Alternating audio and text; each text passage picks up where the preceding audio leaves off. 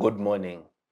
This is the Focus on Parliament show on Civic Space TV, brought to you by the Center for Constitutional Governance.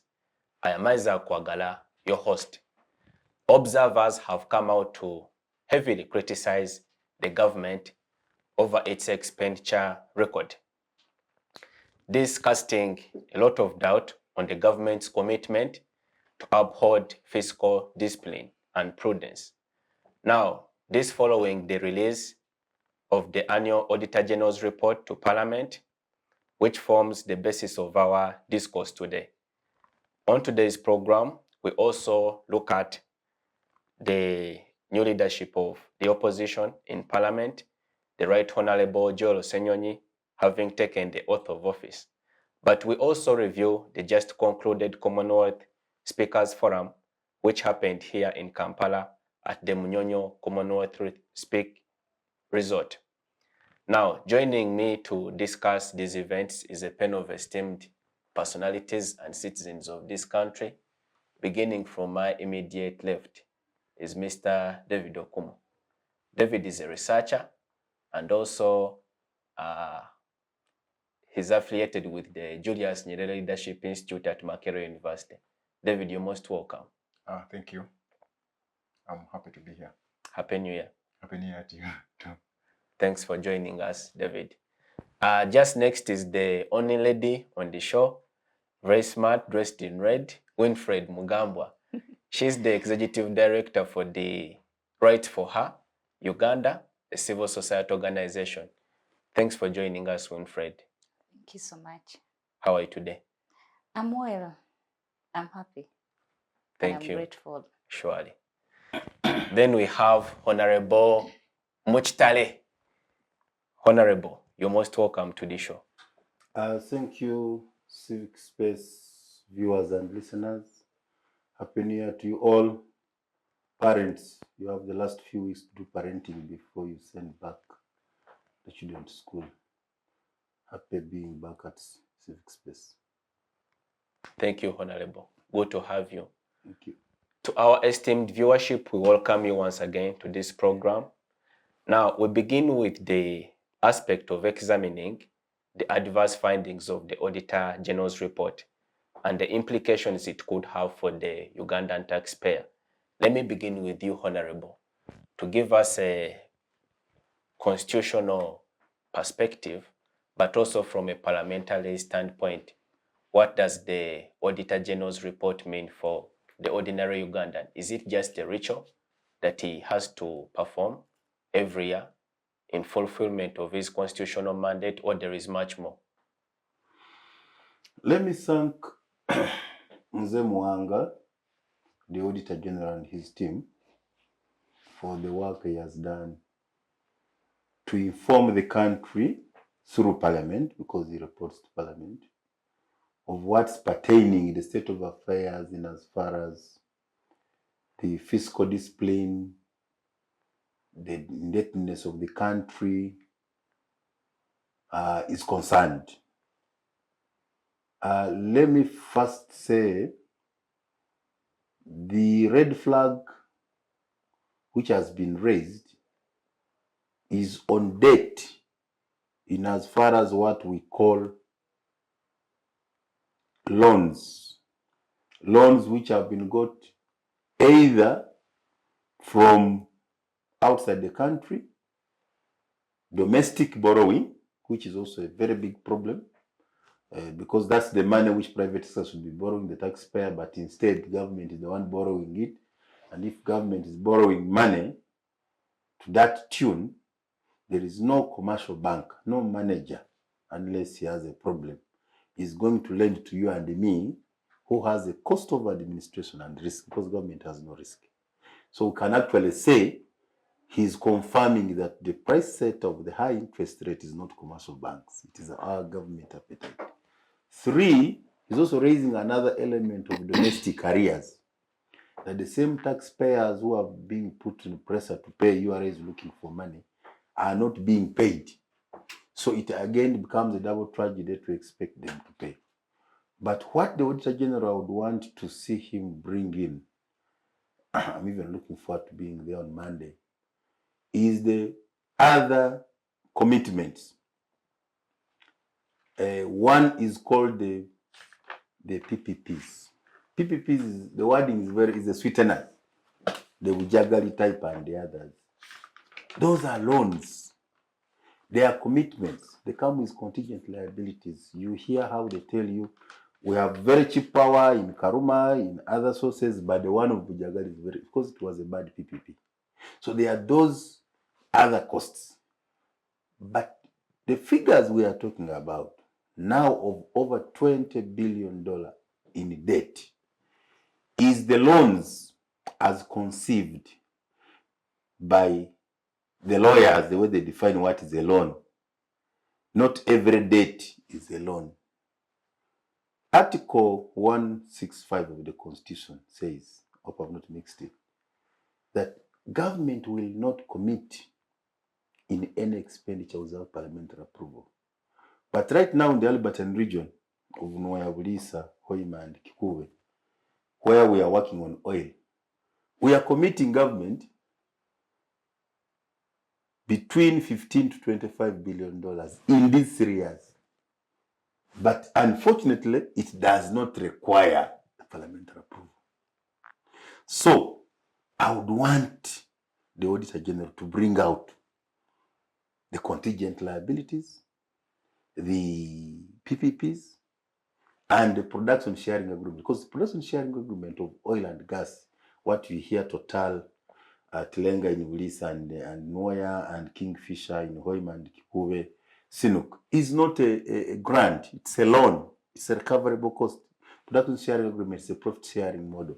So Ugandans should understand that in totality. Because my concern is that for the last 10 years, we have been having a debate whether we still have the fiscal space. Because me, I raised this flag in 2013, I was the chairman of National Economy.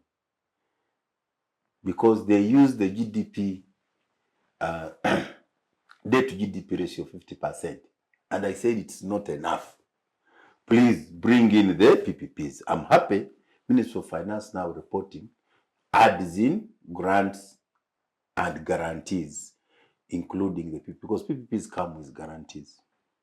Now, clearly, we have gone beyond. We have gone beyond the 50%. Though Minister of Finance have seen today, my good friend Gobi, saying that we are still safe. We are not. Because what they did, they expected this exports, mineral boom, the oil and gas, way back. And the late governor agreed with me, Mutebire, when he said in 2017 that if we do not have fast oil by 2020, the country will be unable to pay its debt. So what the Auditor General is telling us right now, the cost of paying our debt is too much. Have we crossed the 50% threshold? They can use any semantics to tell you it is not, but me, I'm now telling you how it is impossible, because of the 52 trillion budget, if you're going to require more than 24 to pay debt, that debt is not sustainable. Because the money we are putting in debt is bigger than all these minus security, minus infrastructure and energy. The money going in debt servicing is more than education, health, ICT. All these things we tell citizens that they are very important is being taken as a debt servicing. So if you as a family, your debt servicing is more than your lunch, supper, and clothing for children, and it's not sustainable, you are in problems. So I don't want anybody to give a sweetener and give an impression we are safe. That's how bad our debt has taken us. And we need to do everything possible. Now, what is even more scary, we don't have an exit plan. The Auditor General has shown you how much you borrowed in a year. That's a serious charge. Do you remember that we borrowed in 1 week in trillions? You remember? Yes, 2 point something. In 1 week. Yes. And you are also getting a supplementary. You see, a supplementary is supposed to be unforeseen, unavoidable, but you must have the source of the money. But this one is to borrow, and not from cheap sources, from very expensive money lenders. So our debt crisis, if I can call it an economic quagmire, has moved from borrowing from the concessional multilaterals, the ideas of the World Bank, to now money lenders, what we call commercial borrowing. That's very dangerous. Why would I be comfortable with concessional borrowing? Concessional borrowing is 40 years to be repaid, with 10 years grace period. But interest rate is 0.7. These loans they are passing today, some are as high as 7%, 4% plus commission. Some of them are wanted in 10 years. Government cannot borrow as if somebody importing used clothing, that when you bring my container from Nakawa, I will sell it in 2 weeks. The projects we are investing in do not have immediate return on investment. We borrowed in 2010 for Karuma. The project is not yet on. So if you use a very expensive loan, and Karuma now, you've seen in the schedule, the Auditor General has given details. Karuma, we are beginning to pay what we haven't, Uganda haven't seen. These are the dynamics. So let's go out from the dial. I'm an NRM, 311. I gave a warning 10 years ago when we were borrowing for Karuma. We were called rebels. Today we are vindicated. I hate this post-mortem thing. The other thing related. Last year, people were saying we had bad corruption. Mabat was not even 5 billion shillings. But Mabati. As we are discussing Mabati, some looting is going on in very dangerous areas.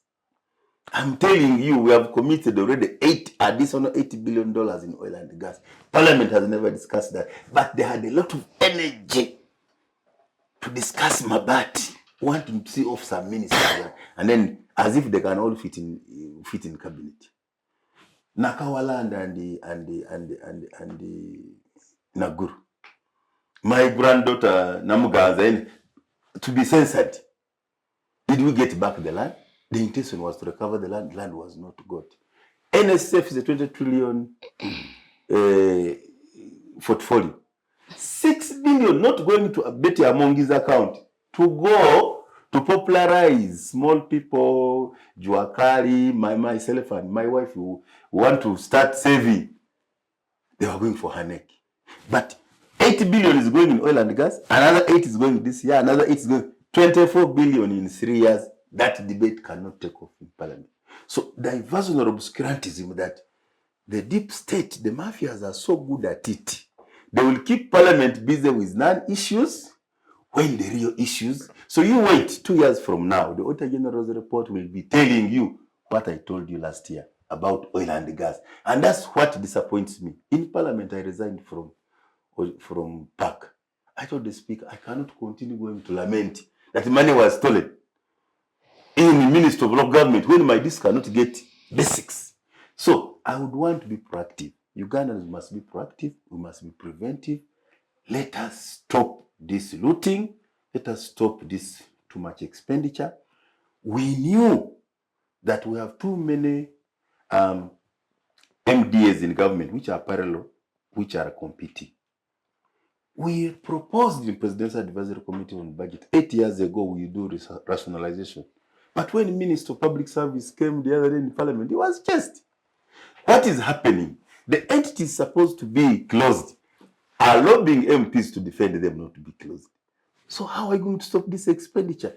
Basically, the debt borrowing is okay. The South Koreas, those countries borrowed Japan after war to become what? They had an exit plan.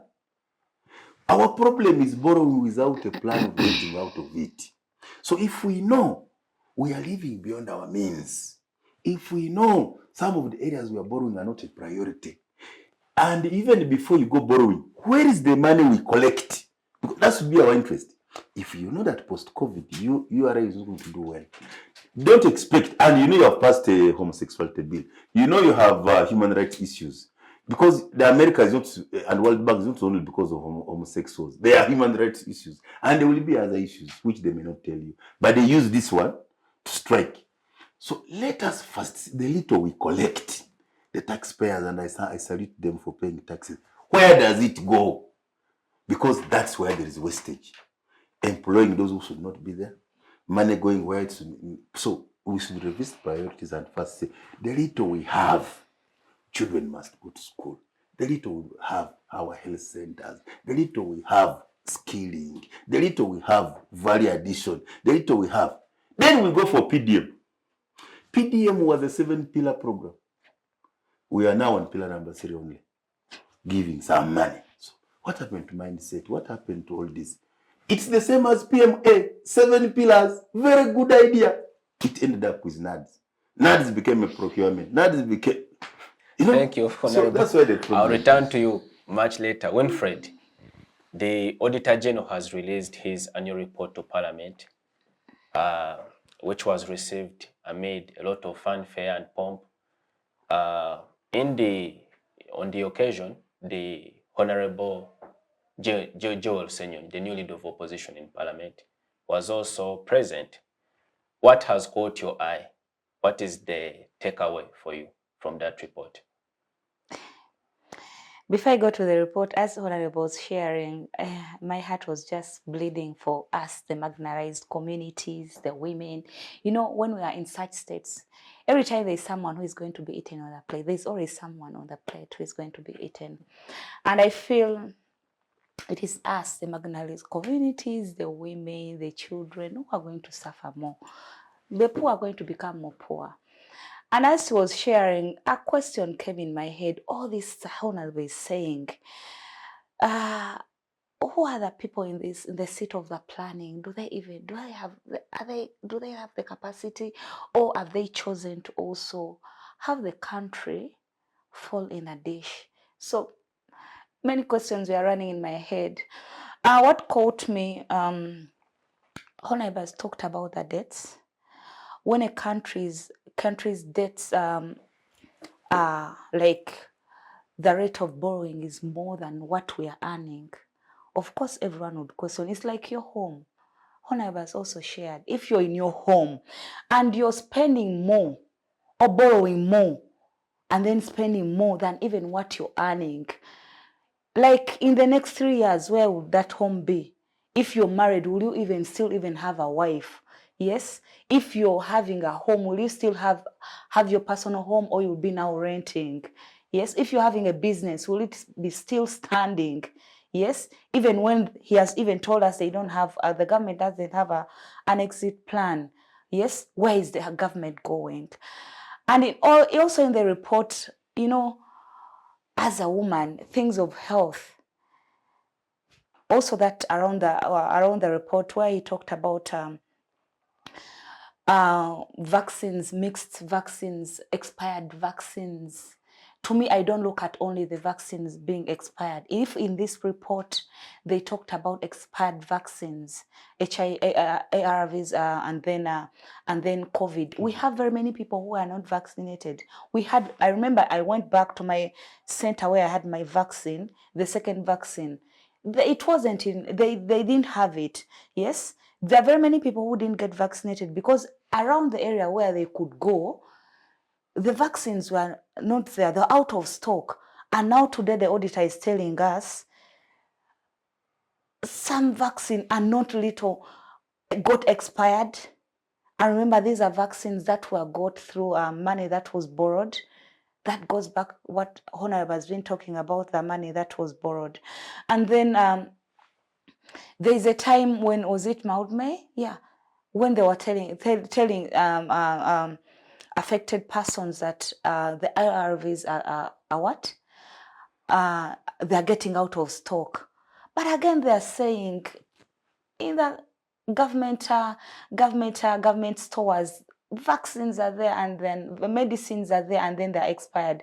It also gets me to think about, okay, today they are talked about this. What about other medicines, medications? Which other medications are there? Which other medications are out on stock, are out in the market, and they're expired? Is there checking even in other like in hospitals, government facilities, whether there are even distributions? Maybe the auditor found this in stock. What about that in distribution? Is there already expired medication that is already out in stock?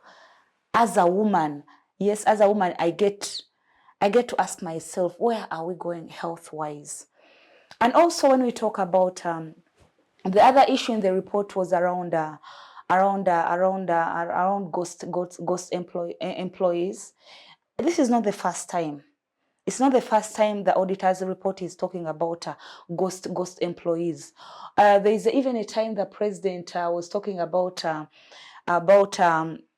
having those employees, the people involved, being held accountable. But if the numbers are that high, where then held up, whenever the audit has been bringing it out,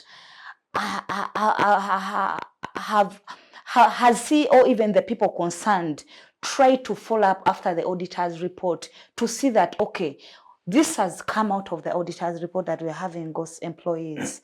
Can we find a solution? Can we have people, because even if we find for solutions in Uganda right now, and then the people who have been involved in such an act have been held accountable, I think the vice continues. Yes, and these days we are in an era of digital era. It's a digital age. Even us who have small organizations, we have tracking devices. We have things are digitalized, and then right now they are telling you of all the samples, it's 350 something organization sectors in government, the 100. You want to tell me that all this, because in every, I believe the human resource personnel in government, there, if it comes to pay, there is always a finance manager or even a chief finance officer. Do they always at the beginning of the year or even in the mid do a cross check or even do verification of the people they are paying, their pay slips? People sign even timesheets. Yes. So what is there for us, for the government to put in check the different systems in place in the government? Where is the problem? Still, I go to the planning, the implementation. Who are those people implementing? Even as the auditor, yes, I want to thank, like how the Honorable was saying, personally, I thank the auditor and the team for the detailed report. It gives us citizen a stand, or even us working in civil society to check and say, okay, the auditor is giving us a detailed report. How can we get involved? Yes, such reports give us a light of, okay, where do we pick the interest? How can we follow up, even in the next report? But again, another question that I could pose the team of the auditor. I know for them they'll say that for us our work is about auditing and showing the loopholes. So now, if we compare this report, and given what the Honorable has been saying, that there have been reports and there have been indicators, and for us, we are just pushing. Even when indicators are there, we are pushing. To me, I feel a question would arise: are there some people that need to be removed from those positions? Do we have competent people, but people are just that everyone has? Are we having corrupt officials in positions? Are we having corrupt staff in officials that they fear to implicate others because they've also gotten involved in any corruption? So I come from the civic space. I'm not a member of any party. I'm not. Yes, I might be putting on the red. Senor, you might have been. Yes, even the opposition must question. The opposition must, to me right now from that report, given that Senyor has just been appointed, it is now from that report he has to start from, to question the government, to follow up on all those gaps that have been noted. The government is borrowing. Yes, they say now we are at 96 trillion by 31st of what? June, July. You get June, 31st June, we are at 96. And remember, we are the year is still in the mid. Where are we going? So by the end of by the time they read the next budget, where will we be? If we are moving at that rate, where will we be? So it's now Honorable Joel Senyon has a task. He has to start from there, because now he has just entered office and a report has come in. A report that is really disheartening for any Ugandan, for anyone who feels for the country, even not only the opposition, also the NRM side. If MPs really feel for a country, if they really feel for their constituencies, because at the end of the day, like I said, who is going to be eaten? The communities. Services will not be reaching the communities. Health sectors are not going to be getting the things that are lacking in their health sectors. The government schools, mostly, people who are taking their children to government schools or public schools, which means teachers are not going to be paid. So MPs, whether NRM, this is an interest for everyone. Everyone should pick interest in this report, whether you're NRM, whether you're opposition, should pick interest, because now it is the communities that are going to suffer. It is us who are down there who are going to suffer. So our MPs, whether you're opposition, whether you're not, ask the voters now. We need to see, given this, we need to pick interest. Honorable has advised that. Let everyone pick interest. Let's pick interest on how is our MP interested in this? How are they contributing to this discussion? How are they even contributing to the way forward of this? In this report, there was where they were talking about having borrowed money, but again, it has not yet been we have already started paying the interest, but we have not started implementing, utilize the money. How can we start even paying and we are not utilizing the money? Are some people putting their gaps for themselves to easily embezzle money, mismanage funds? So there are very many questions raised in this. There is also where I picked interest, because for me, I'm coming from a very small organization where when we are going to implement, you have to have a concept note for any implementation. You have to have a project profile. And then this report is talking about projects that don't have concept notes, projects that don't have a profile, projects, and again, that man has been allocated there. So, very many questions, we don't have the answers, but we have people, intellectuals, people seated in these positions, and people are being paid. David, Winfred is visibly disgruntled by the contents of the report. I want to understand from you, from your reading of the major highlights of that report. One of which is the real danger and threat in the ever-ballooning national debt, which now the Auditor General has flagged as something that could sink the economy of the country if it is not well checked and monitored. What's your takeaway from the report? Definitely. Thank you. For record purposes, my name is Okumu David Kadokech, an economist and a statistician. I would like also maybe to start by thanking the Auditor General for his work. I think has done the work based on the need for the nation. And when you look at the report clearly, the debt we have, which is over 96 trillion, is something that if this country don't look at it with a keen eye, it is going to make us shrink. My question is, if you look at the debts and the way these debts are being incurred, or for what purpose, or for what projects are they being geared into, you find that it's not impressive. Like, it is not best for the nation, it's not best for we, the people of this country, because where they get up these fundings are not really the direct productive areas which will actually give faster return. So I think the planners of this nation and the parliamentarians, the good thing we have here, honorable, who legislate, the people who make policies and that, I think they should really look at mechanism to revise ways of utilizing this loan. That's where I should start from. Generally, if you look at the report into the health sector, which is quite, it is still disorganized in my brain. Why I say that is, you cannot tell me that over 12 million doses of COVID is like expired. And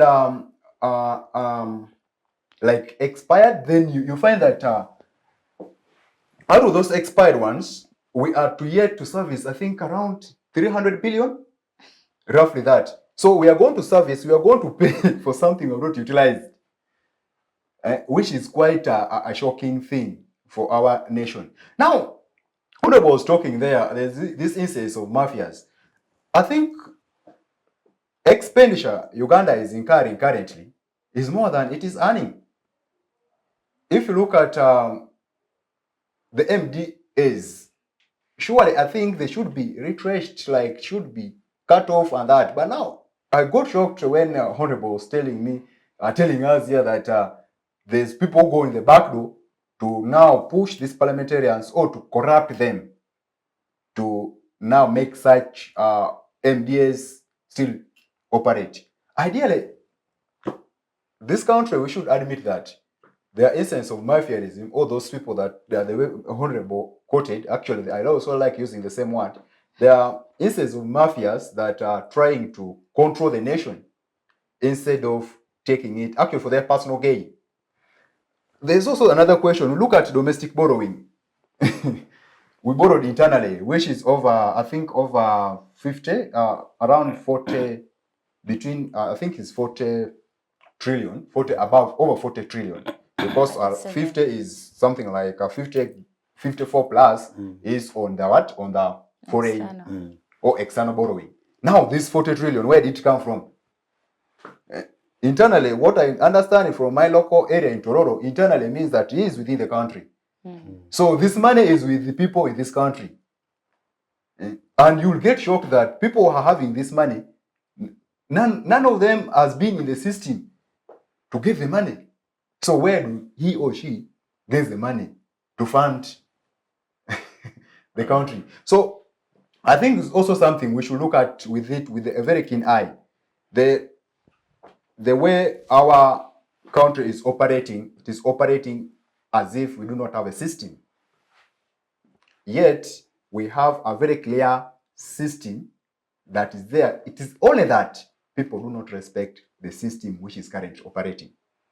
So, now I look at the education sector. It is over 200 courses being expired. That's what they used. So I think even mine was expired because I did Bachelor's of Science in Quantitative Economics from Makere University. And it is among the courses that are not, they say that is expired. Maybe it's the reason that's why I'm not employed in a formal line in this country. But okay, you can say not being revalidated.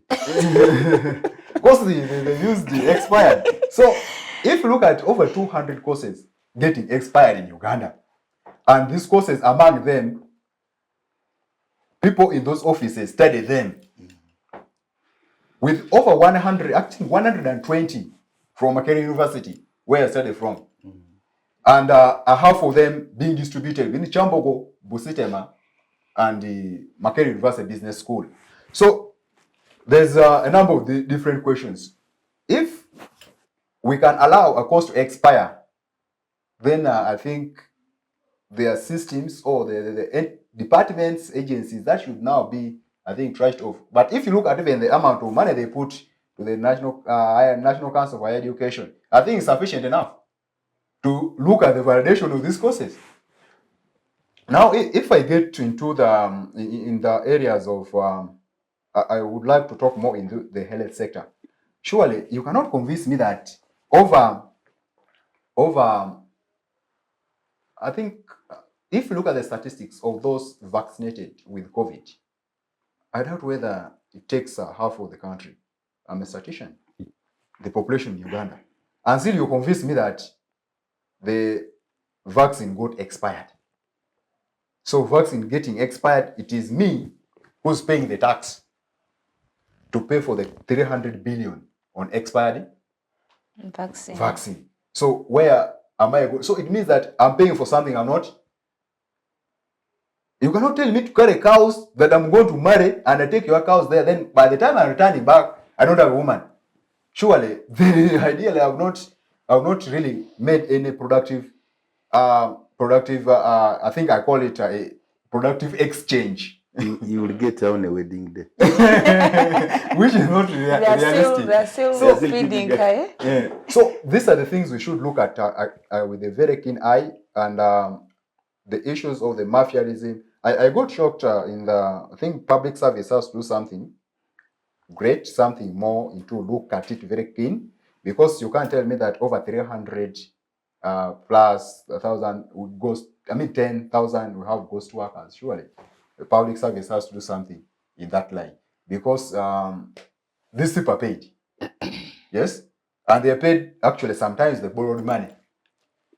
Honorable tell us the supplementary budgets which they keep calling for them. I think supplementary budgets should be something that should be, I think, cut off. What are they supplementing for? Because their supplement goes to investment in areas that is not on immediate benefit. The Bujagali and the rest. I mean the production power in the ginger and the rest. So look at that. So as a country, we should keenly look at areas to invest in.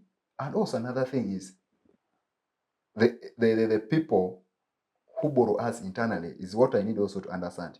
Are these Ugandans like me? Oh, they are not Ugandans. And if that, what is the benefit of borrowing on the higher interest? Because I'm sure people are talking about the other hindering policies like the homosexuality bill, the human rights that may deter us from getting money from bigger bodies like IMF and the World Bank. But still, though we borrow internally, we should really look for ways of gearing this money to the best of it is supposed to be used for actually. Thank you, David. Honorable, let me return back to you.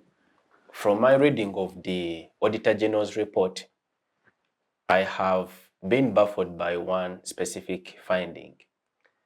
And that is where the Auditor General notes that last year, a budget of up to 48 trillion was passed, which was further revised upwards to a mark of 52 trillion. But in the same report, he notes that only 43 trillion, was expended. So the question is, how is this possible? You're the economist here. How does country pass a budget, revise it upwards, and then only to use much way less? I'm going to try and use the president's speech, which he gave in the new year, and the corruption which has come in the Auditor General's report. The president, in his own words, said, "We are a very rich country." He even quoted when the colonialists came, they found us very rich. That's why I was referring to those Ankole cows, what if they found in Bunya, what they found in the coast. But it is corruption which is causing us that problem. I'm a procurement person. I can tell you, we can do without 30% of the budget. 30% of the budget is stolen, structured in the budget to buy this, but inflated for corruption. If they gave me mandate tomorrow to restructure the national budget, I can release you 30% funds to go into other things by just centralizing all common user items, office supplies, and in a better way, promoting local content, local industry to produce them here at a price for a long term with the orders, creating jobs, making sure that we do bulk negotiations. Bulk negotiation meaning that not every ministry or district buys for himself. You make a big order, but on condition you are putting a production line at home. Number 3, remove all the money being wasted in transport, in government number plates, by providing mass transport, and the PS and an MP will all move in. Like when we go abroad, that's what we benchmark with everybody, in a train, in a metro, in a bus. That's the means of transport, you know. So we know the leakages. We know the leakages where the money is being lost. My Secretary General of NRM, Todong Honorable, has said, nepotism, corruption, and greed is what is killing us. So we know there is corruption, but the corrupt are more powerful than your elected leader, than the innocent Prime Minister Nabanja, than the innocent the Vice President. The corruption are more powerful than the MPs, than the ministers. So when for you are talking, the civil society is talking, Parliament is talking, you are talking to the powerless people. The ones who make sure that by the time a loan comes to Parliament, it has a contractor. Those are the powerful people. The ones who, do you know we are paying for deemed power? That Uganda signed an agreement, I'm going to generate 250 megawatts. Whether I generate it or not, you are paying me full potential. Who signs such a contract? The deep state, the mafias. Their money, as you are lacking money for interns, their money is paid. And if you delay 1 month, there's what they call mandamus order from court. You didn't pay this generator this money. You know? Their money must always be there. When the money for interns and other important things, the money for these guys must always be there. Why do you think government has money to rent buildings when the rent for 3 years builds a structure? Who is the owner of that building? I want to commend, at least, I was commending Amin for putting up 9 months on his 4A. Chogam, we put up Munyonyo. Whether we have shares and we make profit, that's another debate. But at least the money was sunk here. But go and see the madness in Buliisa. We have 25,000 lunches, 25,000 breakfast, 25,000 evening teas. We have 12,000 suppers, 12,000 beds. For the next 4 years, for the next 5 years, it has already happened for 2 years. They are not living a single 10-room hotel. They are in temporary containers. So if this now can cause a convention center, these are visitors for 7 days. A convention center is remaining here. At least Sudiri is a Ugandan. Chogam, 55 presidents for less than 10 days were here. We remained with like a small Munyonyo. And other hotels blossomed in Entebbe and Kampala. But go and see the madness in oil and gas. Tourism in Uganda is operating at 25% occupancy, what we call 25% occupancy. The guys who you hear are doing well in tourism. MTN has just awarded my this guy of safaris, Wakesa. He's operating at 30%. But how can planners of this country, those who are connected to government, those who say they love Uganda, and they say they are citizens of Uganda, and they say they love NRM like me, that you have a clear business of 25 lunches, 25 lunch breakfasts, you have 12 beds, 12,000 beds, which could turn immediately after the project. The Albertine region of Noya, West Nile, Buliisa, that beautiful Maxwell national, the most powerful in the world, Maxwell Falls, the River Nile, into high-end tourism destination with chain hotels. But you are squandering it by some deep state, looting it in the form of temporary structures on government money, recoverable loan, not on their money, on government money. So that's the impunity. That's what I'm telling you. The deep state is more powerful than the ones you elect, than the ones who are going to answer. Because these guys may not even appear in Mwanga's report. They don't even go to the former Senyonyi's committee. They are hidden. They are hidden. So instead, they are the ones sponsoring the next chairman 5. the next councillor, the next speaker, sponsoring the MPs who are coming. So for you who speak this language, Ugandans want to hear the civil society from my sister, they will make sure you are not in parliament. Because you are a spoiler. You are a big mouse. So it is okay for them. Whoever speaks for their business, they call it citizen-oriented speech, you are their hero. Whoever wants to change this hemorrhage, the president sometimes uses a local word, KG, so you are a problem. They would want the looting to go on. But they don't know they are killing the country, because now, where does it cause problem according to my Secretary General, Honorable Tudong?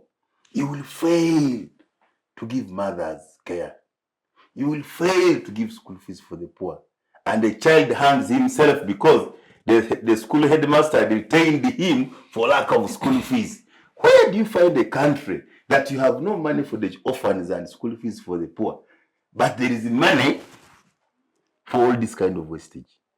So it comes to legitimacy, relevance of us as a government, to the taxpayer, to the citizens.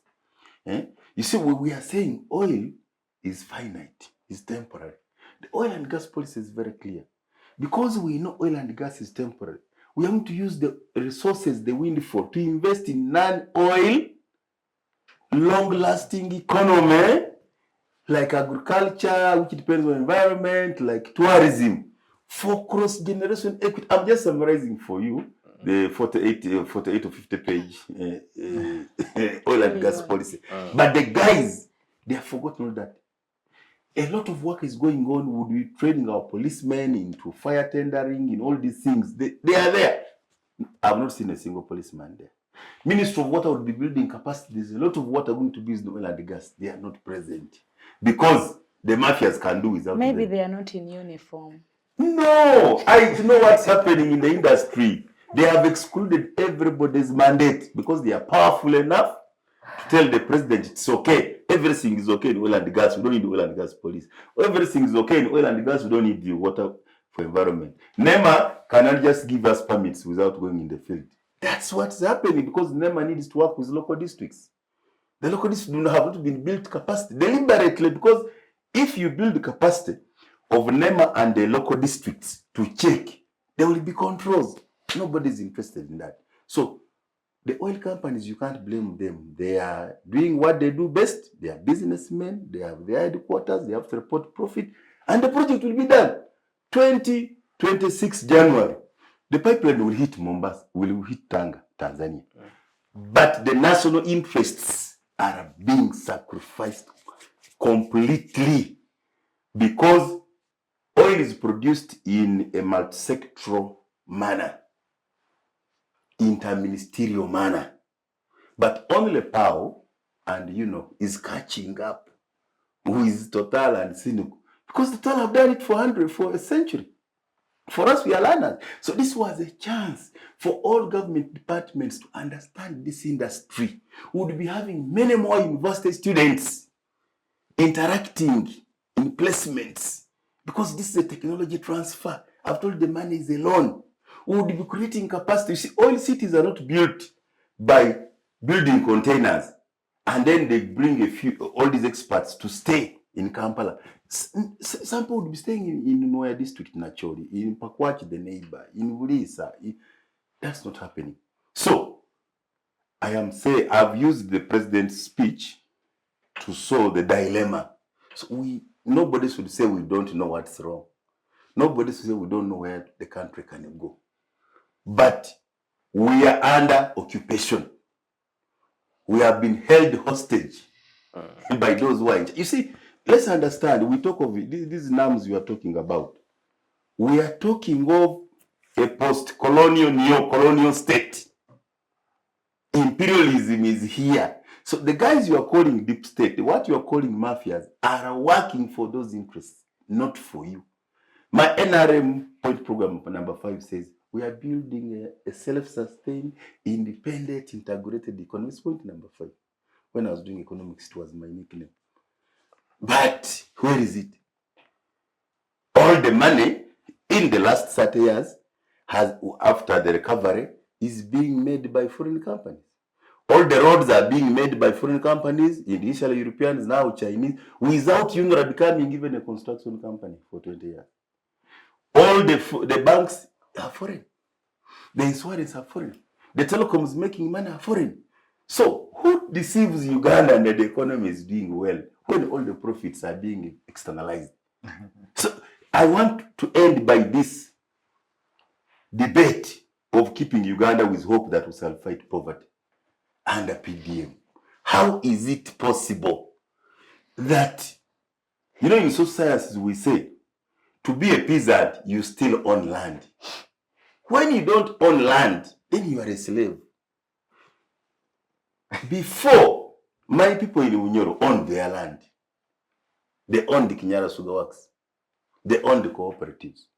They had Unyoro ranches. They had Kingdom farms. They had their communal grazing areas and hunting areas. All these lands have been taken by a few people. The cooperatives are not there. The farmers are suffering in the hands of middlemen. They are getting wrong supplies, bad chemicals, bad seeds, bad everything. What miracle are you going to do? For this person who is now landless, we're having a census this year.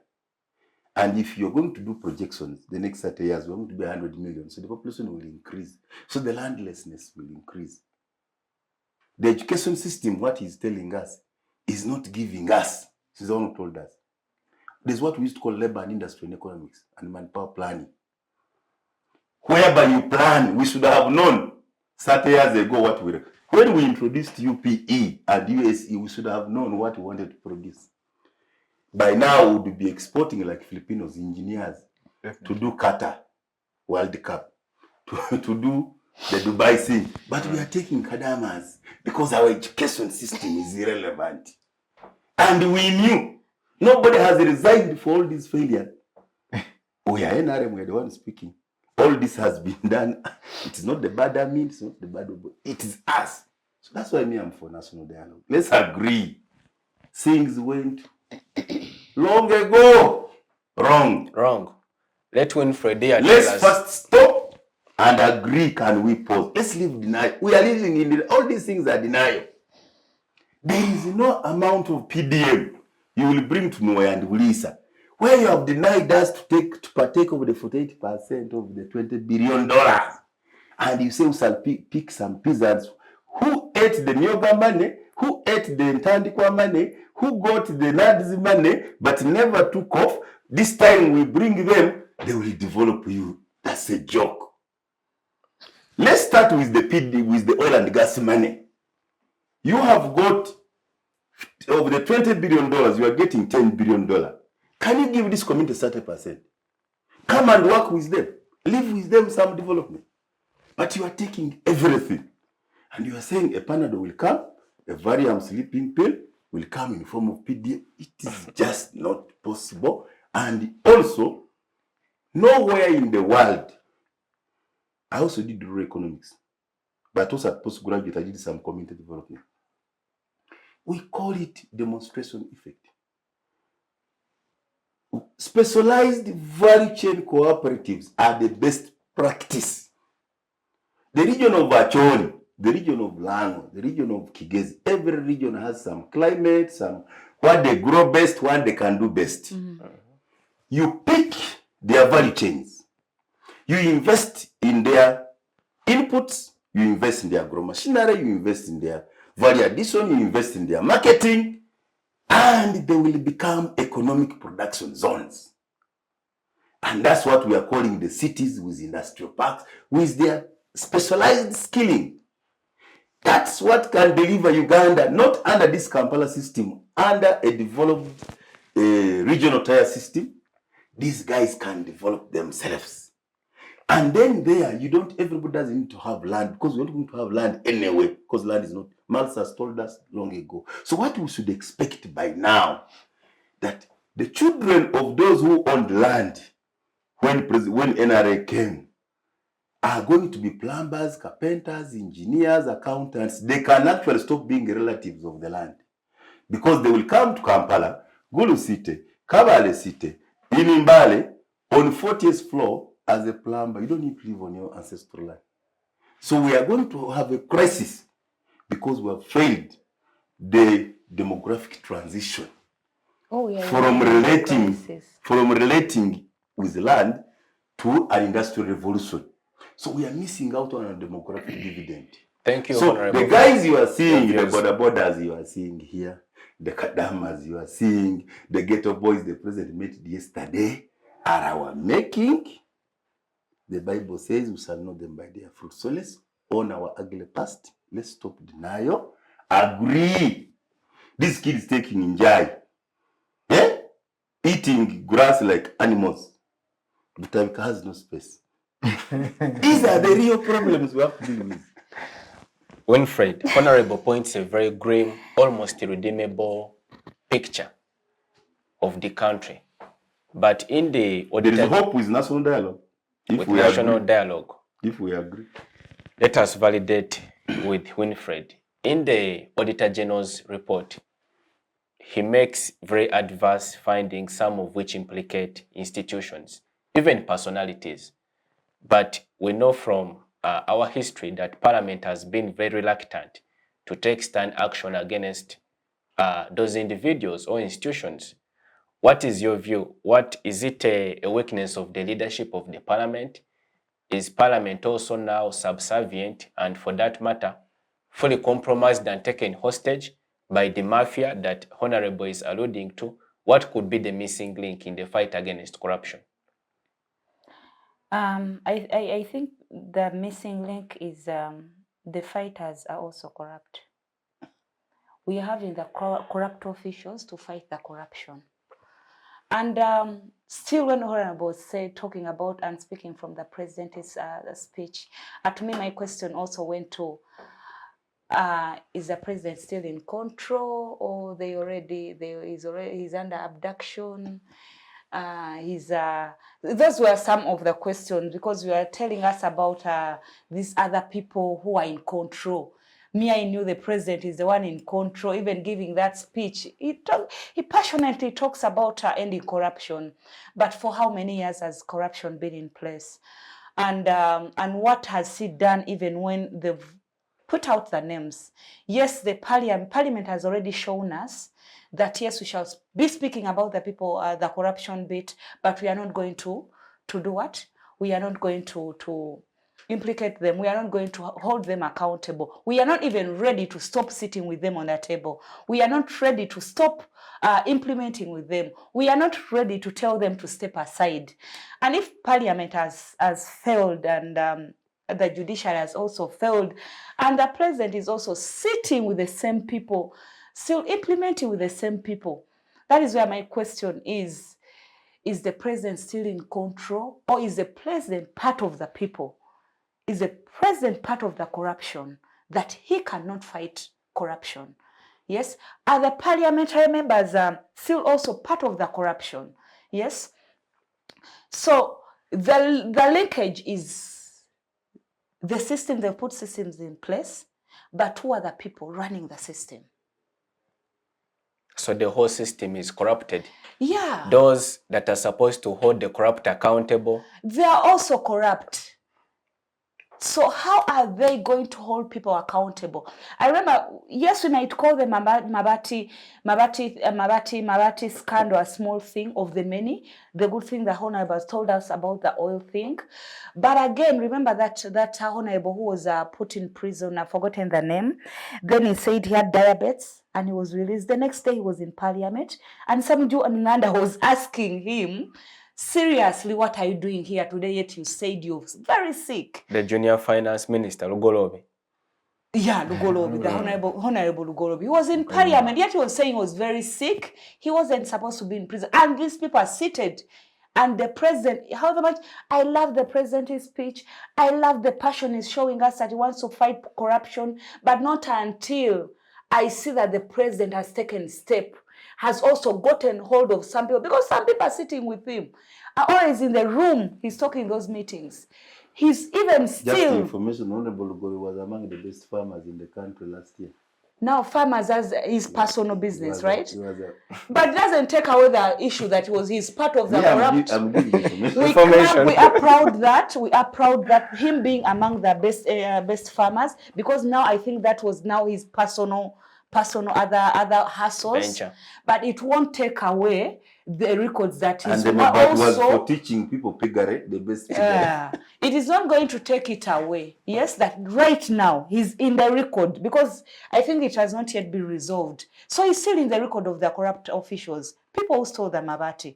So the linkage until we have those people held accountable, until we stop just talking about it. The president should just stop talking about corruption. Thank you, Winfred. We take a short commercial break. This is the Focus on Parliament show on Civic Space TV. When we get back, we discuss the just concluded Commonwealth Speakers Forum in Munyonyo, Kampala here. And also, we discuss the new leader of opposition in Parliament's tenure in office. See you after the break. National Water and Sewage Corporation is committed to providing cost-effective, clean, safe and reliable quality water and sewage solutions in urban centers across Uganda. National Water and Sewage Corporation reaffirms its commitment to 100% service coverage, geographical expansion, infrastructure development, water quality, pro-poor initiatives, customer care and stakeholder engagement, catchment and water source protection. Be a water hero. Pay your bills to zero balance. Report all leaks, busts, and illegal water connections to enable us serve you better. Reach us through our toll-free numbers on 0800 200 977 or 0800 300 977. You can also communicate with us through any of our online platforms or visit the National Water and Sewage Corporation office nearest to you. This message is brought to you by National Water and Sewage Corporation.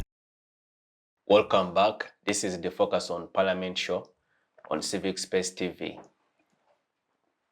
We left it at a point where we had broken off to consider new developments for the just concluded Commonwealth Speakers Forum here in Munyonyo in Kampala, and also a discussion on the new opposition leadership in Parliament. I'll begin with you, David. We've just concluded a very big summit for the Commonwealth Speakers of the Commonwealth here in Kampala at the Speak Commonwealth Center in Munyonyo. What are some of the key takeaways you think could be of benefit to Uganda? Thank you. Just concluded the Commonwealth Speakers Conference has been actually one of the historicals, I want to say. I think the unfortunate part of that is the number of respondents, people like the speakers who really came back to join the conference. The speakers' statistics was not all that good. The question is, I do not know whether it is because of the Ugandan status, both politically, because these people may also have a fear in the political spacing, the economical, and also maybe other engagements they had in their different countries. Yes, one, it is something that has brought Uganda to the light of development, and also I want to say that in conclusivity, the essence of togetherness, and also trying to bring in the political, the debate within the parliament, where honorable seats, I think, might be a bit of some model Where honorable used to sit. legislation. You know, people still call me, they still think, me, 3 years I'm out of parliament now. But at least you sat for some good time, I want to say that. So I think it is also something for us to learn as the legislators, those in the parliament. I think it's a lesson for them to understand how different countries draw on this model and instance of their legislation criteria. So I think that's a lesson basically for the parliamentarians or the legislators. Now, in the inside of the general public and where I also belong, I think it is one, I'm sure this, when I was following it closely in the social aspect and the economical linings, the speakers from different countries who came, they actually were appreciating my country. Yes, in the instance of its beauty, not knowing the inner part of what the country holds in the like if you look at the recently concluded the auditor's report and that's how it is. But we should also admit that other factors out, these people appreciated our country. Of course, one of them was held at Mackay University, where actually I later interacted with a few members who were there, and they were actually appreciating how Uganda is, not forgetting.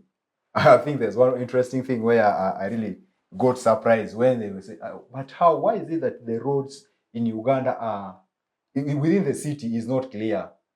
Was that a remark from the visitors? Yes, from the visitor. Why is it that the routes are not clear? Is it in the whole country where the roads are not clear and this is actually is it? And then I was like, this is border. The border issues in Uganda is not there. Like, I think just because of the population and the country, the highest percentage of people live within the city, but the outcast at least is quite fair. Like the when you came from the table, you saw how they were like, okay, maybe that. So it also gives us a lesson that we need to replan for our country infrastructures.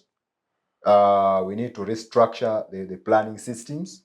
And also, another thing is also to prepare in advance to be ready for such conferences or such functions, because where being dispersed in different parts, because I saw some people in the west and that in Makerere, others in Nyonyo and all that.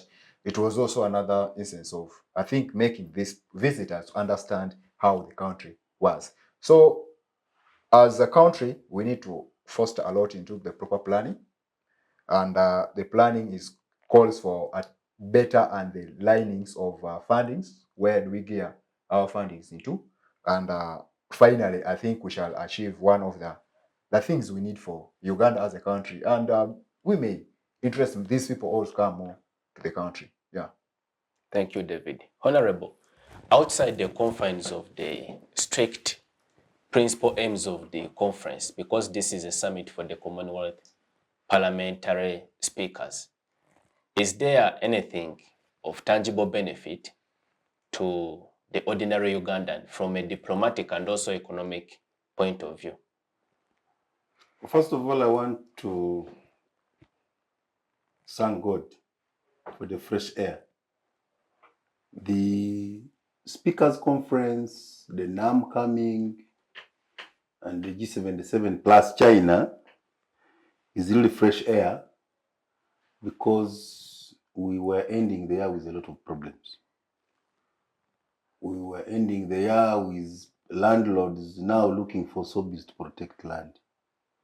We are ending the year with a very powerful couple, Katanga, being killed allegedly by his own family. But if you see how the institutions and the rule of law and police and judiciary was put to test when everybody has powerful people, was a very big test.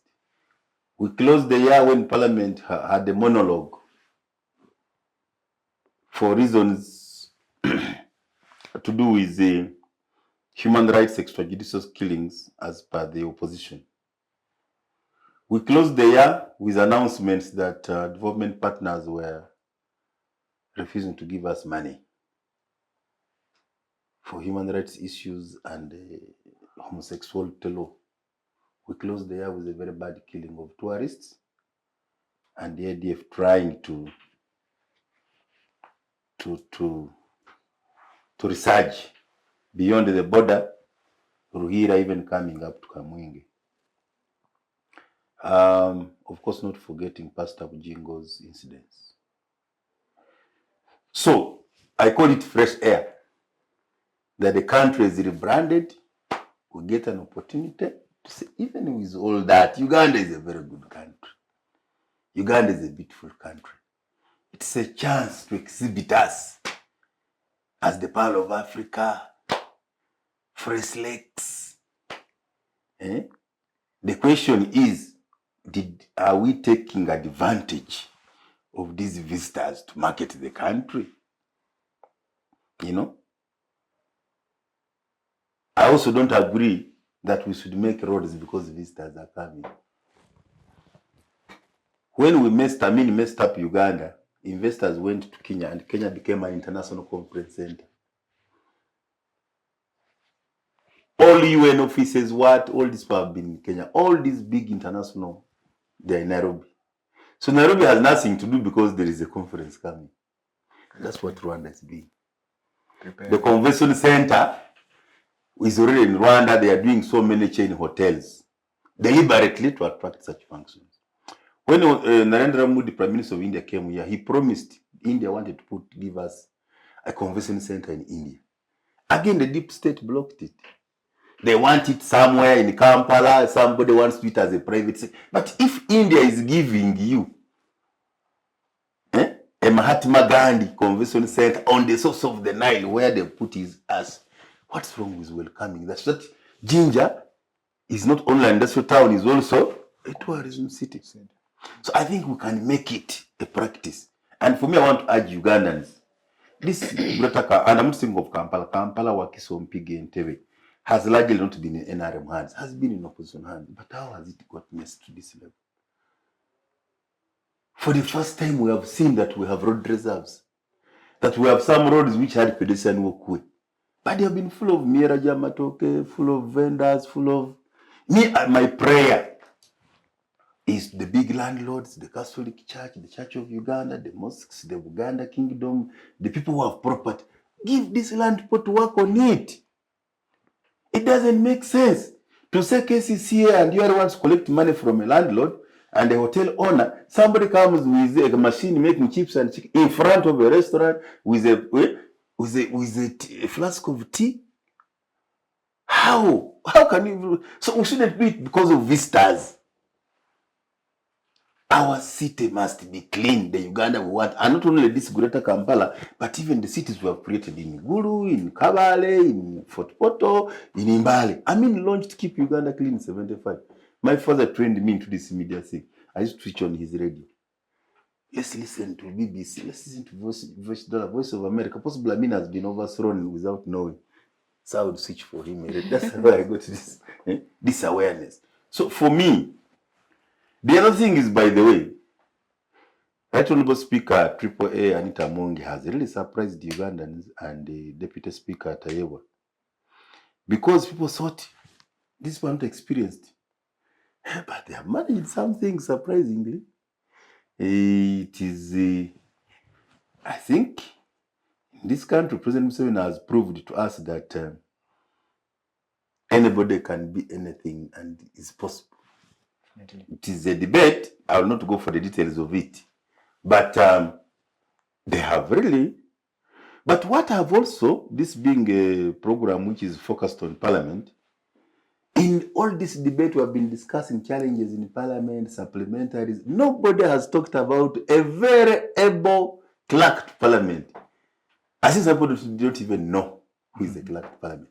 When I went to Parliament, when I first visited Parliament as a young man, it was the clerk to Parliament. I think it was from Tororo. Was it?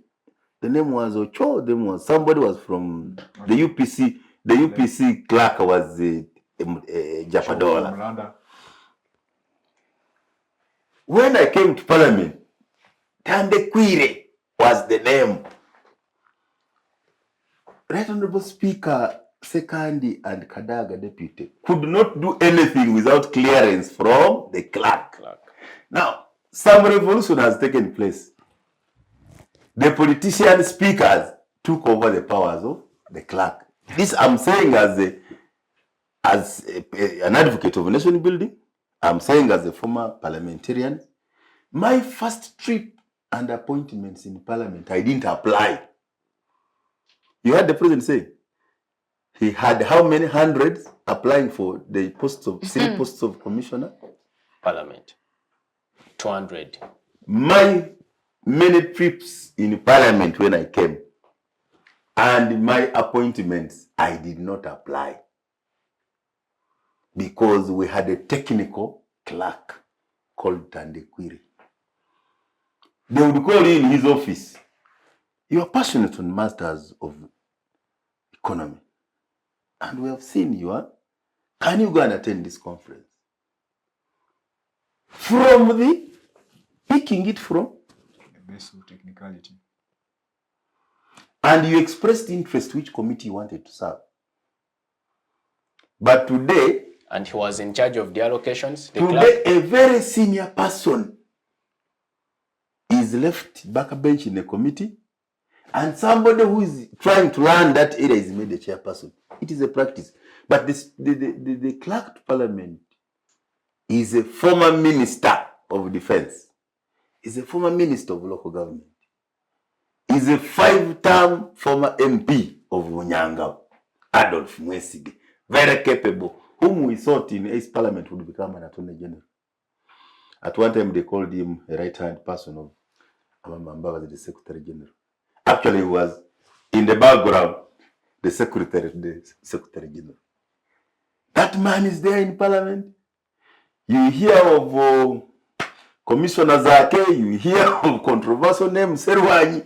This man is there in that Parliament. So me, I really want, because my experience in Parliament, people still refer me to chairman national economy when I left 10 years ago, because I worked with the technical team. Parliament has the clerk, with the Peter clerks. Parliament has very good directors. Parliament has legal. Parliament has director budget, and those were my allies. I still get information from them. So you may be wondering how I'm always updated. Bank of Uganda, I get from UBOS, I get from, I'm going to Auditor General's office, I get from director budget. So Parliament's well structured. So conferences like that one of speaker is very possible. The other point I wanted to make is that one good thing with that Commonwealth Speakers Conference, it's about promoting the impartiality. Parliament is a dialogue. Parliament has the ruling and the opposition, but they are not enemies. It's supposed to be alternative policy. So when the speaker announced, when Mpuga was walking out with his team for 3 months, they are almost absent, and they were being reminded of the tea they are taking, the lunch they take for free, the trips they get. I said, aha, it's good the conference is coming. Tolerance. You're supposed to tolerate the alternative. You're supposed, it's not adversarial. Unfortunately, in Uganda, we take opposition to be adversarial. It's not. You need a good opposition which can critique you, which can give alternative policies. So, on that ground, I congratulate the Speaker and the 11th Parliament for bringing us that conference. And we are looking forward also for government, the President and the team, for this NAM. Now, we can't talk about this and end with that when NAM is starting tomorrow. Okay, visitors are already arriving. We have got a touch at the airport. The express highway had no lights. Now it has lights. A new refurbished. I don't like lounge. that practice. My father condemned cleaning home because there are visitors coming. He said, if you're going to marry, don't pass the front. Go behind. Start with the toilet. Say, I want to go for salt call. So that you pass and see what's in the kitchen and behind there. You see, it's like saying, our father has refused us to eat that goat. But because visitors came, we are eating it. Children celebrate because if a visitor comes, that's when the chicken will be slaughtered. So it's how we are saying that we have been having people complaining of insecurity on the Civic Express Highway with no security lights. Thanks to the NAM, the lights have been fixed. The convention center, we needed it yesterday. When India gave us one, we didn't take it. Now, because of NAM, government has found money to give to Rupereria. The convention center is nice in pictures. Everybody wants to pose there. The question of whether he is making profit is another matter, but it is in Uganda. And I think that's why the president said the Betkan IGG go slow on my corrupt people. The money want it here. They may take it all out in Dubai. But the point I'm making, and why I was speaking with energy on the point of oil and gas, if Emirates Dubai chose like Iraq attacked Kuwait instead of being the airlines and hotels, who would be having Dubai as a place everybody wants to be? So Dubai is a convention center. Qatar is a convention center. So the two countries in the Arab world, They are not the one with the most fuel. They have chosen to use their oil properly. So it is a choice. Now, this Kampala, Greater Kampala, this part of Africa, this source of the Nile, these Great Lakes, we can choose to sell it to make it beautiful. My leaders, remove this NRM opposition thinking. If you are a chairman LOC1 and you allow somebody to build in a drainage and block a wetland, and you allow you are fair and tell port to remove to keep the streets clean, who would you want to clean the city? The president himself? We used to have a good culture. Burunji Wansi in my home, teach palwak in the Luo, Uganda, Burunji Wansi. Where did it go? That Kasasiro is everywhere, littered in Kampala. Eh? We didn't have, the first time I came to Kampala, there was no littering in Kampala. It has happened today. So this too much rights, it's not even rights, without entitlements and duties is wrong. Citizenship is about duties, and read the constitution.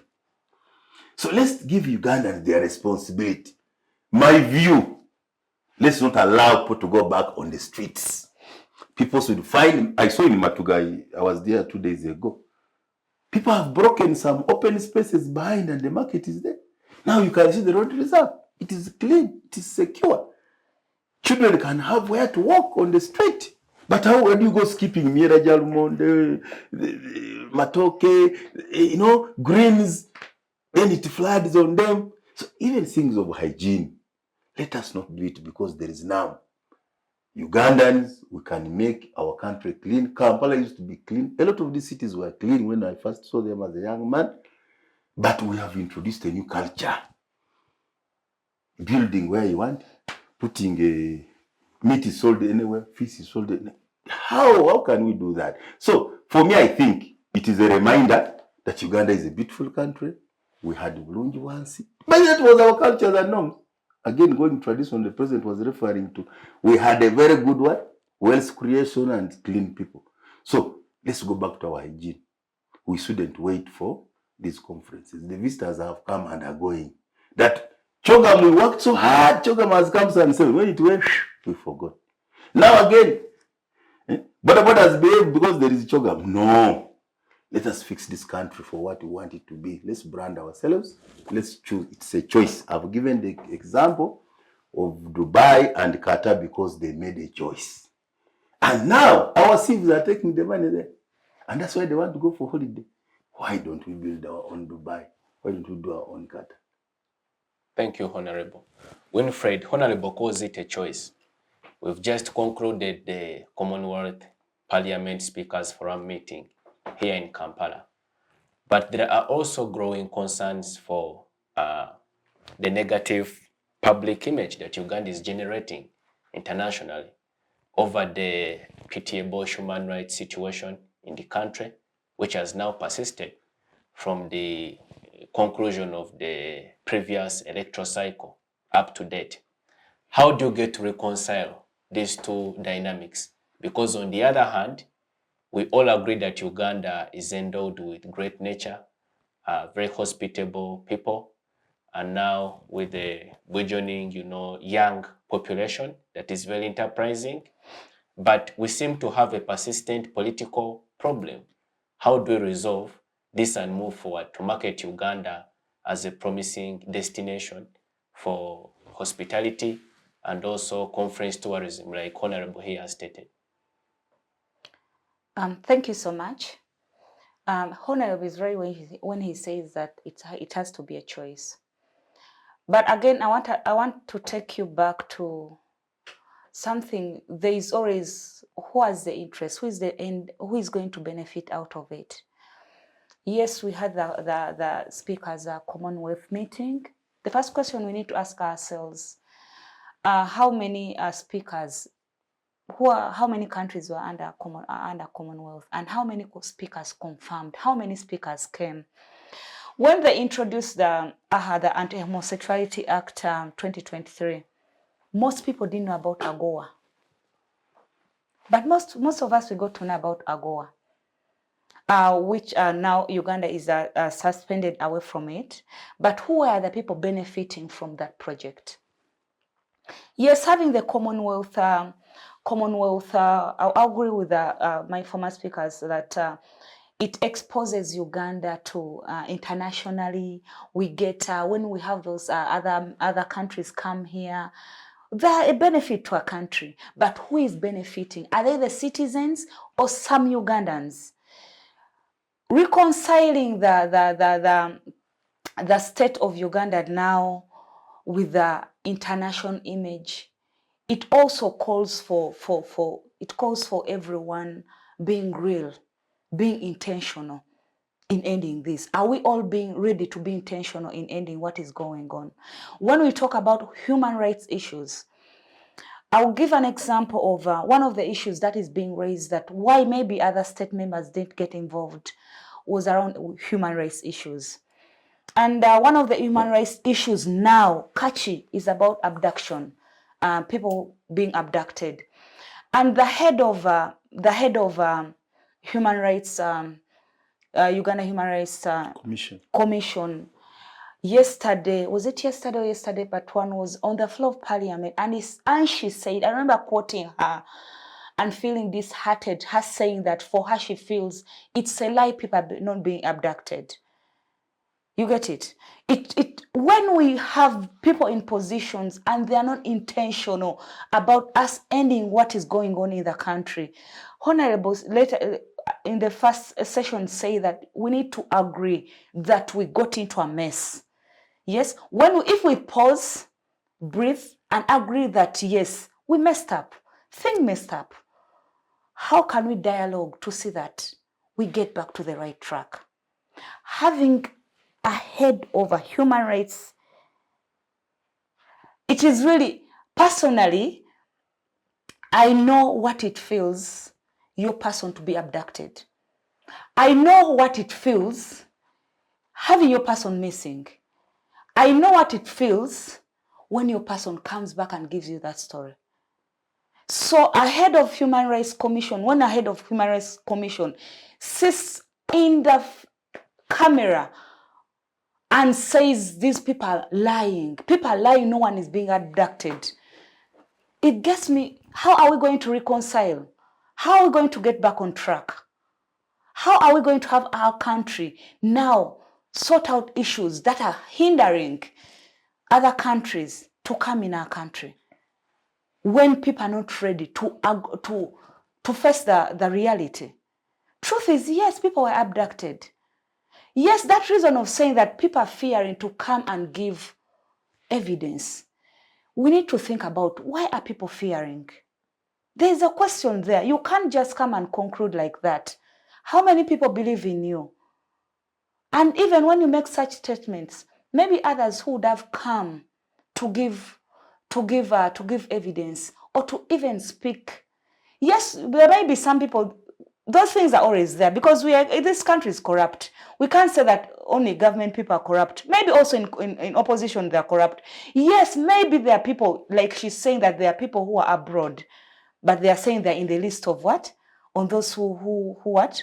Missing. Who went missing. Maybe they were released, and the time of getting released, they were told you're not supposed to say anything, and maybe they took off. But it doesn't take away that people are being abducted. There are human rights issues in the country. Violation issues are in the country. It won't take away that. But for us to get back to that, we have to go back to the drawing board. The government and the opposition need to see. If the government has to be ready to dialogue with the opposition, and also the opposition must be ready to sit in this room. All parties must be ready, and mostly the government, because now they are the people. They are the one in power. They are the people. They are the people. They are the ones now being accused that your people are abducting Ugandans, and talking about facts. And then another issue that has led to this, maybe led to people fearing, and then we are like, how can we reconcile? They talked about issues of abduction, the violation issues in the country. Then we go back to the AHA.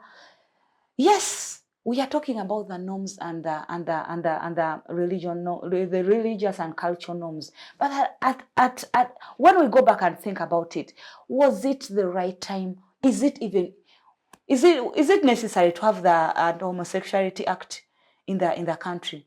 Is it necessary as at now? If it's necessary, we need to weigh when we are introducing policies or when we are introducing laws in the country. We need to weigh, and again, we also have to look at our relationship with the other investors, with other countries. Yes, we might say that these countries are doing wrong, either around government is fronting so much that yes, it's because of no. Let other issues also, let us talk about other issues. Yes, World Bank is talking about the Anti-Homosexuality Act being in place. It has to be nullified. It is asking the government to nullify it because of other reasons. Because Uganda signed to agreements where they say we talk about human rights issues. Every Ugandan is a Ugandan. And again, going back again to the speakers meeting. Okay, I believe when a country is hosting such a meeting, you have to yes, it's a speakers meeting. Can we let other member of parliament or like the opposition leader be in this meeting? What do you mean? Merely participate or no contribute to this meeting? Because to me, I feel it's either it's a place of learning and relearning and learning and relearning. It's a space where Commonwealth leaders come to empower each other, learn from each other, yes, and learn from each other, relearn from each other. We are not only going to empower. If this country is going to be a sustainable country, we have to. If this country is going to grow, we can't only grow the side of the government. Let us also, if we are talking about the parliament, let us also find a slot for what? For the opposition to learn from these spaces, and then the Ugandans. Okay, it ended or it took place. When it took place in Munyonyo, what did we benefit as Ugandans? We'll talk about the roads which were made during that time, the hotel. How is it benefiting me, a common person? What am I benefiting from that as a common person? You have a cent in the consolidated fund to buy you medicine tomorrow, perhaps. How many hospitals don't like? Yeah, you're right. Those things will be good on paper.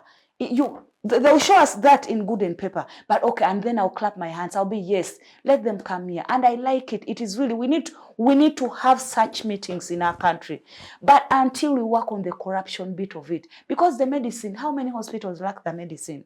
How many public schools lack infrastructures? Look at the roads. I thank so much the online activists who are doing so much of exposing the infrastructures, the roads. If these meetings are attractive. What does Spire call his?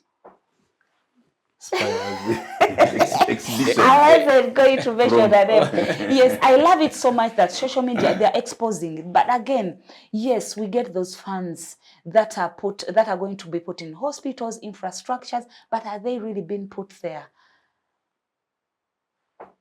So it goes back that, okay, when we have such in our country, it is well and good. Our country is getting somewhere. But again, what does the common man benefit? Until I gave an example of how we got to know of AGOA. So if the parliament had not brought on table the AHA, and the president had passed the AHA Act, many Ugandans still now will not be knowing about AGOA, and the small circle would be benefiting from AGOA. So let's have these meetings. Yes, we appreciate them. The country is benefiting. Uganda is benefiting. But who is benefiting? Until we get out with the little persons who are benefiting from this and trickle everything down to the citizen, that is when we will feel the importance of the speakers' Commonwealth meeting. But for us, we will not feel it because I will not have food to eat. People will go to medicine, to hospitals, and either they will be told that go and buy this medicine in the other pharmacy, and they will not have the money to buy that medication. It will still go back that me, the common person, the citizen of Uganda, are not benefiting. Which percentage of Ugandans are benefiting from this? Very few. It might not even be 20% of it. So those are now conversations that need to be, now the parliamentary members of parliament, the ministers, those benefiting are the ones now supposed to have that discussion of how is Uganda benefiting from this Commonwealth. The common man is not benefiting that much, because even some of the roads, we have seen examples of very many roads that have been made, and in a few months, they're just covering the roads, which had a very huge budget expenditure, a very huge one. In 2 months, 3 months, the roads, we need now to plant their plants or even matoke. Hospitals, there is no medicine. Like school, I've talked about it. Security, the security of the country. If we're having pastors, he talked about the pastor being attacked. We all saw that. We also of recent when they had put bombs in different places, which means now, yes, we are saying that the security is good. The government has put their security, but with the internal security we are seeing, the internal threats we are seeing in the country, we have to question the question. So still, for us as citizens of Uganda, we still say that there is a lot need to be done. That let us bridge. The government needs, the president needs to, the people in the positions, or the government, or because we are government, the president and the Senate, to see how they can intentionally bridge the gap between those benefiting from that and the real Uganda, the Mutuwa Wanse. Everything should be for the benefit of the ordinary citizen. Thank No, you, for the Winfred. entire country and the citizen. Everyone must benefit. You know, the citizen is just, I think, the smallest unit Who are benefiting? to represent the larger country. But thank you, Winfred, for your views. David, let's turn to the subject of the new political leadership of the opposition in Parliament. This week, we've seen the Right Honorable Joel Senyonyi take on the floor of Parliament to make the oath of allegiance to the Constitution and also to his duties in Parliament as the captain of the opposition troops. What do you think should be some of his priority areas, even as he embarks on his tenure of responsibility? I think I would like to start by appreciating and also congratulating Honorable Joel Senyonyi take up the lead, and also extend more appreciation for the work done by Honorable Matthias Puga. I accord him one of the most intellectual and mentors to the young people in this country for his service, actually, and in the time he has been in the political leadership in this country. First and foremost, Honorable Joel Senyonyi should really consider one factor, that he's a Ugandan and is there for the national issue, or why we are looking at the national umbrella for the benefit of everyone in this country, including those in opposition. Because political party is just a season. I'm sure at one time, many people who are in the current government were in UPC, including President Museveni was in the PPM among others, and later is now went to NRA and later came that. So Honorable Senyonyi is still a young man, may not actually exceed his in 30s. So ideally, that one gives him more other years of the political spacing. We have been seeing those senior cadres in a very strong opposition in Tororo, actually, where I come from. All the people you see in the NRM today were UPC people. All of them, at least 45 years of age, all of them. The Ofonopondos, the Tangudoyis, all of them have been in UPC. So there was what we call political transition. But what he needs to focus in is the nation. Where are we focusing in? Where are we going? Is his actions and the team as a driver going to lead for the contribution of the country to the best direction? You know, Parliament, I think it broke off during a minister. I went into the Parliament to do head of prison because they wanted that to exist. But now, since this is a platform for discussion, and actual ideological discussion, with instance of better reasoning to drive policies for the growth of this nation. And being a leader of opposition, I followed a lot close in the previous leaders of opposition. They have been fairly moving well. We had intellectuals in the opposition, and I can give the credit to the Gwengala Tigo Vagago, we can Wafula Ogutu, among others. They have been really instrumental in the policy, and also their engagements in opposing, for the benefit of the nationals of this country, in opposing what my own honorable's party is in. You get it? So, as Honorable Joel Sonye takes a new mantle, I'm sure is going to be leading these people, intellectuals. Is going to find challenges externally and internally within the scene, but should just only exercise a practice of intellectualism, a practice of listening, and a practice of getting down and understand as a leader. Now, I got shocked with I think a petroleum amendment bill, the bill which was the latest bill in Parliament, how it was passed. I think the boycotting of that session by the opposition leaders, I think is also geared up a percentage for that bill to go through. You see, so, and yet it might have not gone. So, in that instant, we should clearly try to see these offices as a national office or as office for the people where it's going to serve, and after that we leave, so that it does the best for the nation. We may go into the boycott in some of the issues. Yes, it is good to agree and disagree. I keep telling Ugandans, for me, I agree and disagree if need be. So it is good to disagree and agree, but you disagree for the benefit of the people.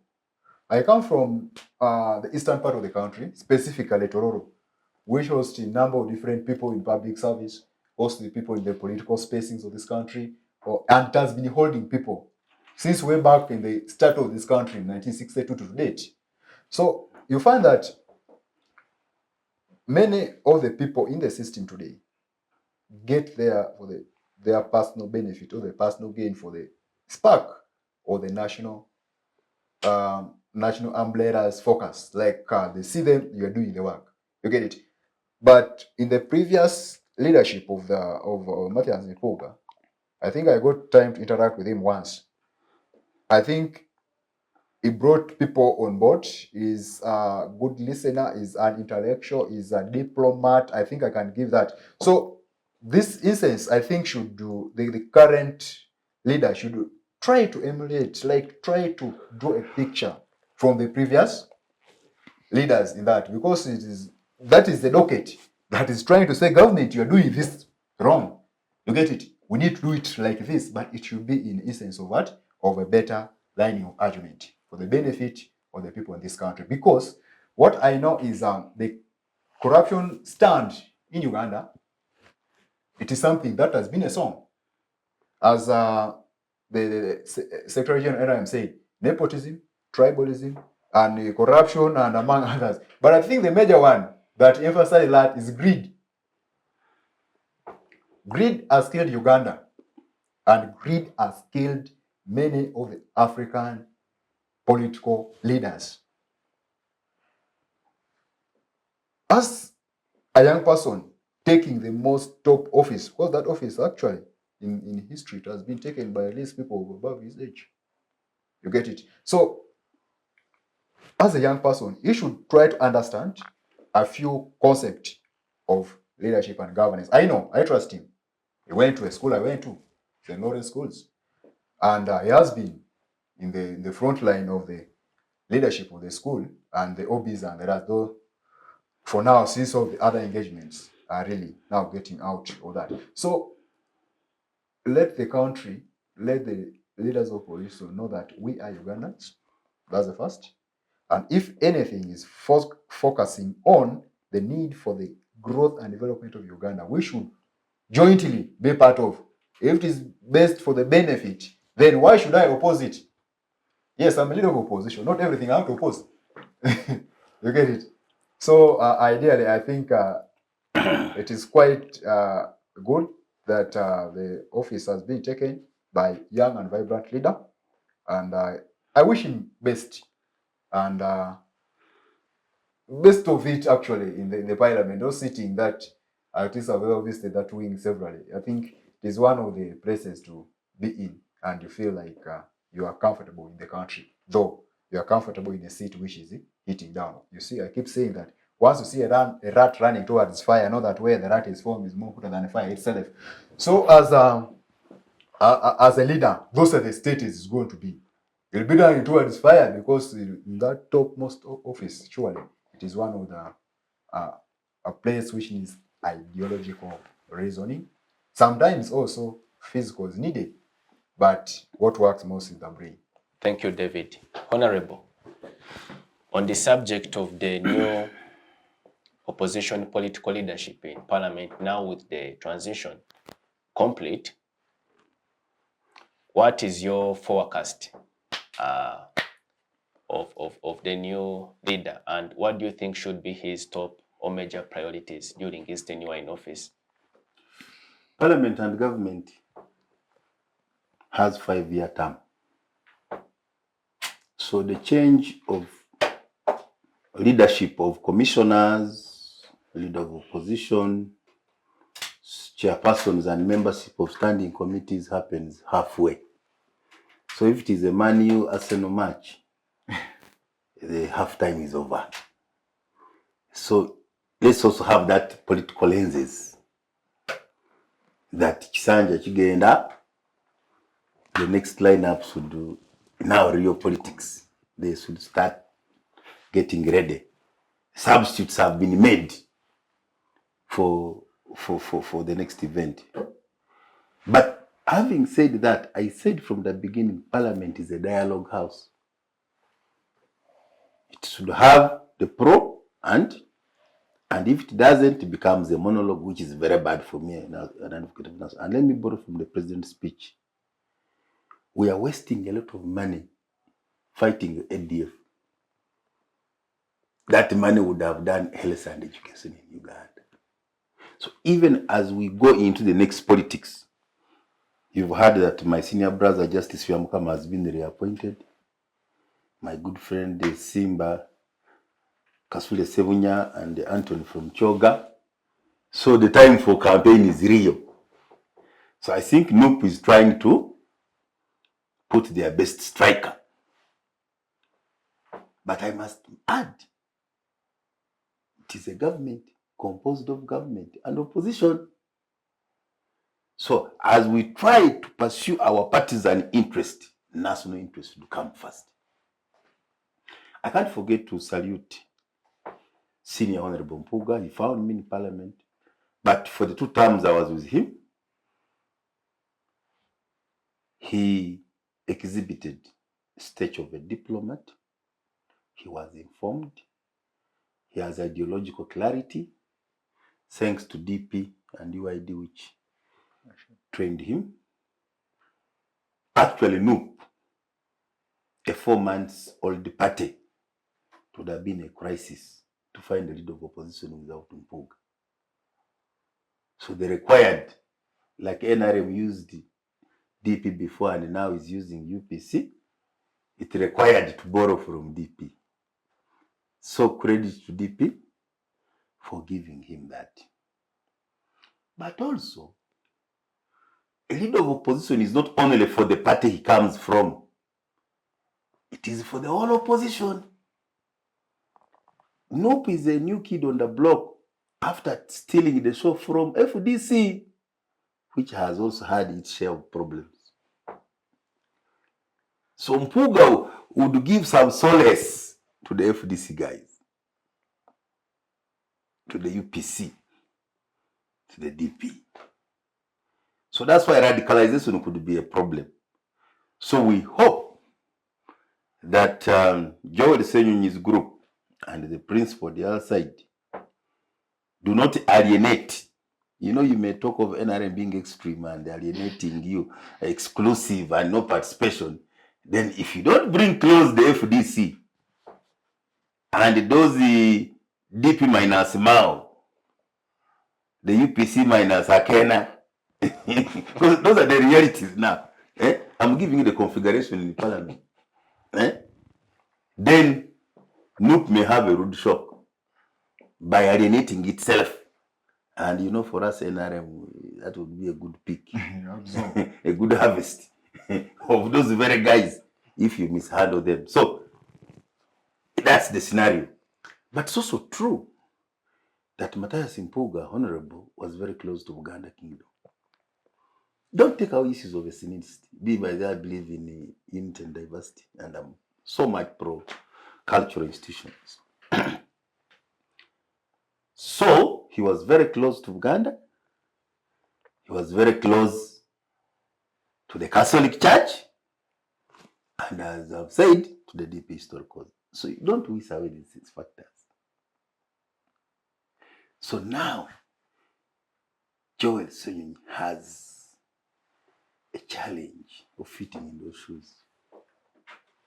Aware that Joel Sonyonyi started badly with the then Deputy Speaker and Speaker when his committee was almost denied space. Honorable, as we conclude. Present. So we pray that, you know, it is challenges, contradictions which make you do better. Leadership means that you can go through all those problems and still perform best. Now, we shouldn't just discuss the NUP opposition side. There's the NRM side also. The good thing for Joel, Honorable Mpuga is now a commissioner. So he finds a bridge. I now find Honorable Mpuga is the bridge for Sonyonyi to the speaker. Because Mpuga was at one time accused of being so soft, the speaker. Now Joel needs Mpuga in that commission because he's the voice of NUP in that commission. And many parliamentary decisions are not taken on the plenary. They are in that commission. So I think that gives us some hope. As citizens, I'm not now speaking just as an NRA. As citizens, as a former MP, I have a DNA of parliament, so I would want a good parliament as a citizen, so that in the remaining 2.5 years, they give us value for money. They do good legislation. They do oversight. They do good appropriations. You know, they give a country direction. But most importantly, as an advocate of national dialogue, we want that parliament plus iPod to give us hope that this country can have a comprehensive constitutional review commission and a conversation of truth and reconciliation, a national dialogue, listening to the cultural leaders, what are they saying, academia, what is it saying, civil society, what are they saying, cultural leaders, so that at the end of the day, we have citizens' participation in the direction of politics of this country. Otherwise, we cannot just say NRM and NUP are the ones. When the country clearly we are seeing there are things where we would want regional leaders to come in, we would want cultural leaders to come in, and we think it is possible to say not just an election is tomorrow. We are only working by Byamukama's program. Byamukama himself said there are problems they are bringing to him which cannot be solved by an election. The upstream issues of constitutional review, of legal reform, of national consensus are more important. They should precede an election, so that you go in an election when you agree. It's not a military thing. It is who is the best candidate. It's not the money thing. It's about people's choice. So we must know the state of affairs, where Joel comes in as a leader. We wish him the best. But I know on the side of NRM is more than ready to work with them. What is important at the end of the day all should be in the national interest. Thank you, Honorable, for your insightful views. Winfred, your parting remarks on the program. Do you need to register a comment briefly on the new leadership of the opposition as you conclude? Briefly as I conclude, I will say, I'll only urge your And what I expect Honorable Senyonyi to take on still, I come from human rights, so I need him to also do, because now again, to pick from the Attorney General's report, you would see when we have those dates, we even have very many insecurities. So he has also to still take on to see that the country stabilizes, to see that human rights issues are handled, to see that any violations in place, like how they are started on looking for the people that have been abducted, he doesn't throw it away. To see that women issues are like I see there is also still a problem in the opposition side of having women at the front line, women at the top. Those issues should be worked on. And but as we conclude, my concluding remarks will be, I would request fellow citizens to get interested in the issues of the country, to get interested in this report, to get interested in fighting corruption. But still, I would ask the president and the member of parliament, the people in those positions, to feel for the country, because you can't still reap from the garden when you're not putting there any manure. He told us he gave an example of the cattle. Let's have people who feel that for the country. We have a very, according to the population, the highest is from the youth. Yes, and so we want them to find. Let's build a better country for the coming, for those coming after us. Whenever you're in that position, member of parliament, you have people you're representing. In very many constituencies, people are dying without food. There are food insecurities in the country. Hospitals, there are no medications. Mothers who are supposed to give birth, they don't have help in hospitals. Poverty is poverty everywhere. Even in you never know at one time you're going to be in prison. Yes, but again, according to the report, prisons are congested. Today I might be here seated with you people, and tomorrow I'll be in prison. But when the prison heads tell you that right now in prison, where Winfred like this is supposed to be, 4 people are supposed to be there. You get it? That is already a human rights issue, violating the rights of otherwise the person is a prisoner. So very many things are going on in the country. Everyone in any position, any influential position you're in, feel for other people, feel for the other citizens, feel for us, feel for the women, feel for the children, feel for the disabilities, feel for those people. Because when the country is dying, person at the top will less feel it. As the marginalized will feel it.